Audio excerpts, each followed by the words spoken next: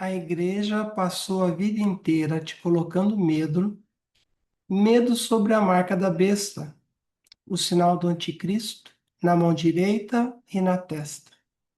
Te disseram que seria um chip ou um governo global, mas e se eu te disser que você já foi marcada?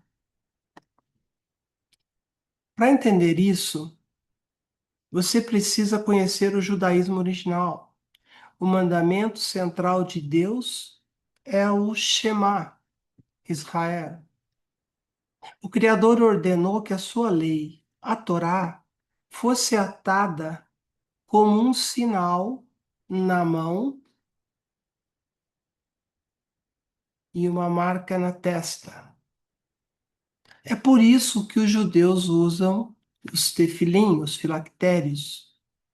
A mão representa as suas ações.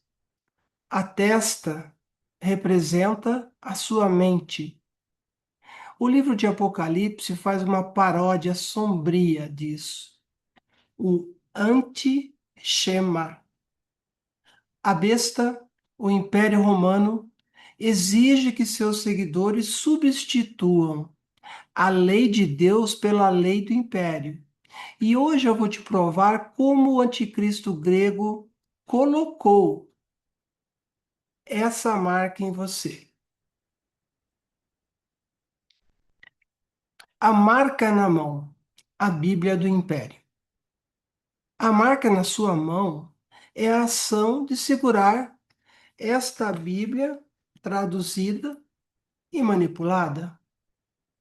A prova da fraude está aqui, o Novo Testamento grego. No prefácio deste livro, os próprios acadêmicos cristãos confessam o engano.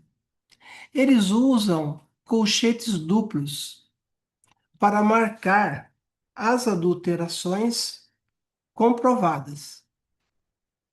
Por exemplo, a ordem de ide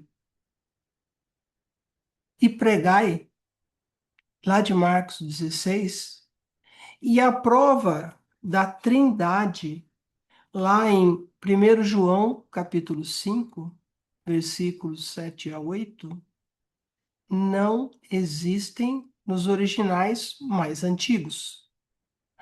A Bíblia que colocaram em sua mão é uma colcha de retalhos traduzida, feita para sustentar o poder de Roma.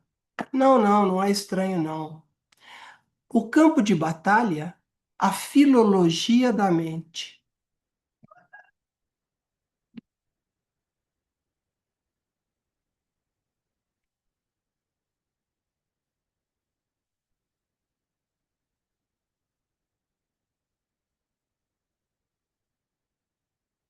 E como uma marca foi parar na sua testa. Yehoshua, Jesus na tradução, contou a parábola do trigo e do joio. Ele disse que o inimigo plantou o joio no campo. Guarde essa palavra. A religião te ensinou que o campo é o planeta Terra, mas o hebraico original prova o contrário. Sabe quando a gente lê a palavra coração na Bíblia? A gente logo pensa em sentimentos, emoção, não é verdade? Mas no hebraico original, a palavra usada é lev. E para os judeus daquela época, o lev não era o centro das emoções, mas sim o centro do pensamento, da memória e da decisão. O lev é a nossa mente. Quando Yehoshua diz o campo é o mundo, a gente olha pela janela e pensa na natureza. Mas a palavra hebraica para mundo é olam. E lá no livro de Eclesiastes 3:11, o texto diz que Deus colocou o olam, que é o mundo, dentro do nosso leve. que é a nossa mente. Para os sábios antigos, o ser humano é um pequeno mundo. Então, o campo onde o joio é plantado é a sua cabeça. E o próprio texto grego confirma isso. Quando Yehoshua explica a semente em hebraico, para o grego, nós temos a palavra grega chamada cardia, que significa mente.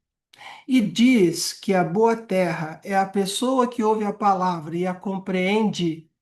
No grego, essa palavra é sinieme, que significa processar intelectualmente, entender com a razão. Minha irmã, o inimigo não quer o seu corpo físico, ele quer a sua mente. Ele esperou você dormir, ou seja, parar de questionar o que o pastor diz e os religiosos, de um modo geral, para plantar mentira dentro do seu intelecto. Então, nós temos a semente do joio e o cidadão romano. Aqui, a Septuaginta. E como o joio foi plantado na sua mente? Através desta tradução grega, a Septuaginta. O apóstolo Paulo não usava o hebraico original, ele usava isso aqui. Isto aqui. O documento judaico Tratado Menor Soferim diz que o dia em que essa tradução foi feita foi uma tragédia. Abre aspas. Tão agourento para Israel quanto o dia que o bezerro de ouro foi feito. Bezerro de ouro. Foi essa tradução idólatra que Paulo usou. E aqui está a maior ironia da história. Paulo era um cidadão romano. Ele pertencia ao exato mesmo Império Romano que torturou e assassinou Yehoshua na cruz. A igreja abraçou a teologia do império, que executou o seu mestre. Agora vamos falar sobre a marca na testa. E aqui entra o reino político versus o reino de Yehoshua. É aqui que a marca na testa se completa. O anticristo grego usou Paulo para colonizar a sua mente. E Yehoshua disse claramente: o meu reino não é deste mundo. O reino dele não era Roma, não era política de dominação. Mas Paulo trouxe o império para dentro da igreja. Quando Paulo exige que você, mulher, seja submissa, calada e propriedade do marido, ele está usando a lei romana da pátria potestas. Mas o trigo verdadeiro, Yehoshua, o mestre judeu, nunca ensinou isso. Ele foi o maior protetor das mulheres e lutou contra a submissão feminina. Entenda o anticristo sem corpo. Se ele não tem um corpo físico, as pessoas, você, é o corpo material dele. Vamos falar sobre o segundo êxodo e também sobre a libertação. Preste muita atenção. O anticristo não terá um corpo material no futuro. Ele é um sistema, mas os seus seguidores têm corpos materiais. E durante séculos, eles executaram barbáries, inquisições, abusos e feminicídios, caças bruxas, bruxas queimadas, mulheres queimadas. E tudo isso em nome do anticristo grego, criado por Paulo de Tarso. Mulher, o Criador já te tirou do Egito uma vez. Você vai continuar segurando a marca do império nas suas mãos e aceitando o joio de Paulo na sua mente? O tempo está acabando. Se você quer descobrir tudo o que Yehoshua, que você chama de Jesus, realmente falou, abandonar traduções manipuladas e encontrar a pérola de sabedoria, o link para o meu livro está na bio. Liberte-se das garras do anticristo grego. A guerra escatológica não é travada com tanques nem exércitos no Oriente Médio. Ela é travada na cognição humana, na sua mente, na mente das pessoas.